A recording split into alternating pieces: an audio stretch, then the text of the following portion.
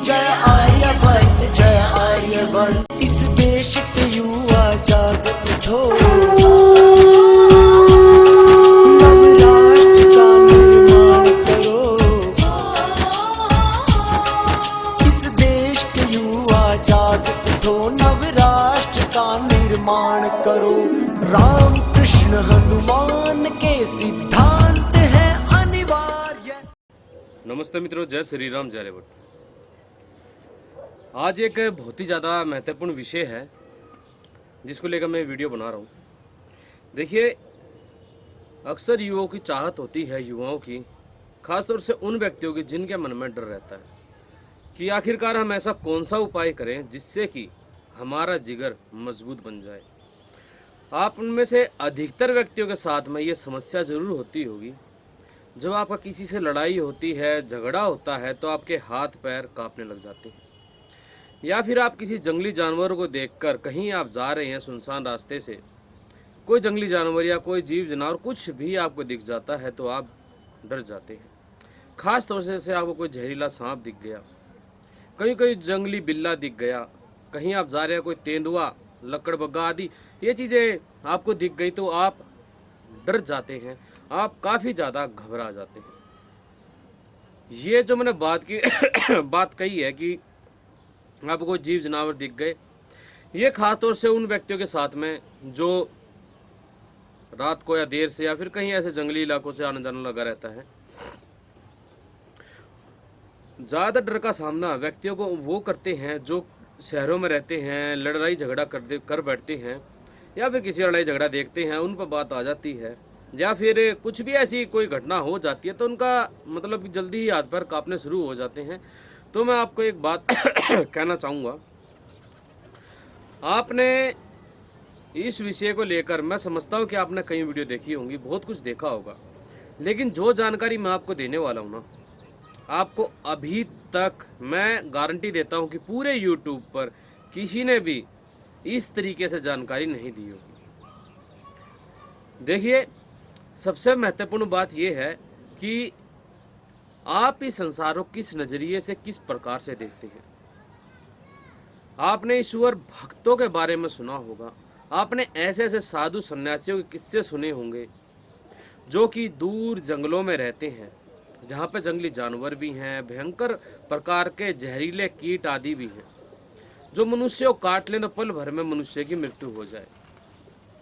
हाथी भी है, शेर भी है, बाघ भी है, तेंदुए भी हैं, कई प्रकार के जीव जानवर हैं जंगल में।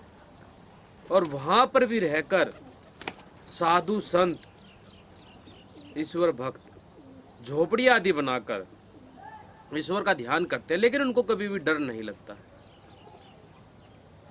वर्तमान में तो खैर मनुष्यों ने जंगल आदि इतने छोड़े नहीं, जीव जंतुओं को मारने लग रहे हैं। फिर भी आप यदि कहीं दूर इलाकों में जाएं, जैसे कि मैं आपसे कहूं, एक पहाड़ी क्षेत्र में है जहाँ से गंगा नदी निकलती हैं, तो आप गोमुख से ऊपर जाते हैं जब, एक तपोवन नाम का स्थान है, ठीक है, तपोवन नाम का स्थान है वहाँ पर, और वो वहाँ पे बर्फ़ ही बर्फ़ पड़ी रहती है, लगभग साल के 4-5 महीने तक बर्फ़ रहती है। और वहाँ पर जंगली जानवर भी हैं, वहाँ पे जो जंगली बिल्ले होते हैं, तेंदुए टाइप के होते हैं, तेंदुए के जैसे, वो भी हैं, ठीक है। वो आपकी गर्दन पकड़कर जब मर्जी आपको उठा के ले जा सकते हैं और आप कुछ नहीं कर पाएंगे। ऐसे ऐसे जानवर वहाँ पर हैं। लेकिन फिर भी जिस समय बर्फ़ पड़ती है, -20 से 30 डिग्री टेम्परेचर रहता है, ऐसे ऐसे ईश्वर भक्त हैं, कुछ गिनती के 1 या 2 या 3, जो इस काल में जब रास्ते बंद हो जाते हैं वहाँ पर रहकर ईश्वर का ध्यान करते हैं। 4 से 5 महीने वहाँ पर रहते हैं। वहाँ पर कोई इंसान नहीं, कोई कुछ नहीं, बर्फ़ ही बर्फ़ गिरती रहती है। थोड़ा सा अपना कुछ चने वगैरह उबाल के रख लेते हैं, उसको 15-20 दिन तक उन्हीं को ही खाते हैं, अपना जीवन चलाते हैं। दिन में 10-10, 12-12 घंटे ईश्वर के ध्यान में वो लगे रहते हैं। और घूमने के लिए बाहर जाते हैं तो वहाँ पर जंगली जानवरों से भी आमना सामना होता है। सोचिए, वो आखिरकार क्यों नहीं डरते, उनका दिल इतना मजबूत कैसे है क्या आप भी ऐसा ही बनना चाहते हैं? वो बिल्कुल एकांत में, जहाँ पर कि व्यक्ति रहता है, बीमार हो जाता है या फिर बुखार हो जाएगा, कोई बीमारी हो जाएगी, तो वहाँ पर मृत्यु निश्चित है। ये चीज़ भय भी उनके मन में नहीं है, क्योंकि वो ईश्वर से बहुत ही ज़्यादा प्रेम करते हैं, ईश्वर को समझते हैं कि ईश्वर कण कण में रहता है, ईश्वर हर स्थान पर है। तो यहाँ ईश्वर की उपासना कर रहा है। दुनिया के लिए ये बेशक से एक बीहड़ है, एक बंजर है, एक खतरनाक स्थान है, जहाँ पर ऑक्सीजन प्राणवायु की मात्रा भी कम है, लेकिन उसके लिए तो उसका प्रभु वहाँ कण कण में विराजमान है। हर स्थान पे उसके लिए वहाँ पर ईश्वर है, जिसको वो सोच समझकर उसके प्रेम में वशीभूत होकर वहाँ पर ध्यान करता है। देखिए, मैं आपको एक बात कहना चाहूँगा, यदि आप वास्तव में अपना दिल मजबूत करना चाहते हैं, डर को हर प्रकार से अपने दिल से निकालना चाहते हैं, तो आप ईश्वर का ध्यान जरूर कीजिए। ऐसा हम क्या ध्यान करें आखिरकार, जिससे कि हमारा दिल मजबूत हो जाए और हमें डर नाम की चीज़ ना रहे। सबसे पहले तो आपको ब्रह्मचर्य का पालन करना है, ठीक है, क्योंकि ब्रह्मचर्य में ही वीर्य रक्षा आदि के साथ साथ ईश्वर का ध्यान भी आता है। साथ में ऐसी पुस्तकें भी आती हैं जो कि आपको ईश्वर की तरफ लेकर जाती हैं, जो कि आपको सदाचार की तरफ लेकर जाती हैं। तो आपको अपने महापुरुषों की पुस्तकें पढ़नी चाहिए, आपको आर्ष पुस्तकें पढ़नी चाहिए, आपको वेद लेकर आने चाहिए, वेद पढ़ने चाहिए, आपको सत्यार्थ प्रकाश पढ़नी चाहिए, और आपको रोज नियमित रूप से ईश्वर का मुख्य नाम ओम का आपको जाप करना चाहिए।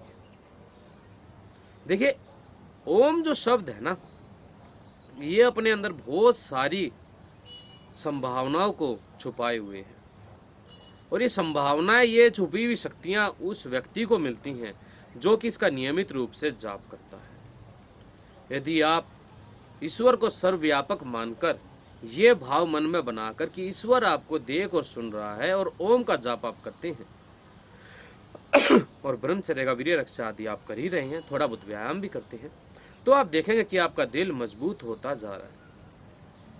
आप ये प्रकृति है ना, इस संसार में पेड़ पौधे जीव जंतु, आप एक बात मन में सोचिए, आखिरकार ईश्वर ने इनको ही बनाया है, ईश्वर ने मुझे भी बनाया है, मुझे डरने की आवश्यकता क्या है? मैं इनको कोई हानि नहीं पहुंचाता हूं तो ये मुझे छेड़ेंगे, मैं इनको छेड़ूंगा नहीं तो ये मुझे भी परेशान नहीं करेंगे। और फिर अपने अंदर इतना सामर्थ्य ही बनाइए, ब्रह्मचर्य के पालन से, व्यायाम आदि से आपकी मांसपेशी, आपका शरीर इतना मजबूत हो जाता है कि आप किसी भी हिंसक प्राणी को जो है उसका वध कर सकते हैं, और वो गलत भी नहीं होता है। मान लीजिए कहीं आप जा रहे हैं, कोई हिंसक प्राणी है, व्यर्थ में आप आक्रमण कर रहा है, मारना चाहता है, और आप सही मजबूत दिल के हैं, आप ईश्वर का ध्यान करते हैं, व्यायाम करते हैं, ब्रह्मचर्य का पालन करते हैं, तो निश्चित रूप से आप उसका वध कर सकते हैं।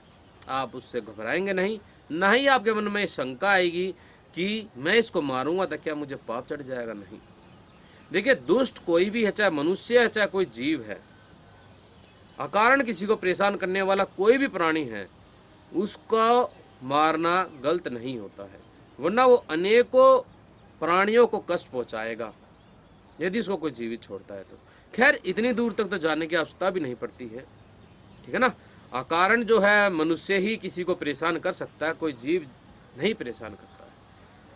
बहुत सारे भाई ऐसे हैं जो कि पहाड़ों पर घूमते हैं अकेले, वहाँ पे अनेकों प्रकार के जीव जंतु उनको मिलते हैं, लेकिन कभी भी वो उनसे घबराते नहीं, डरते नहीं।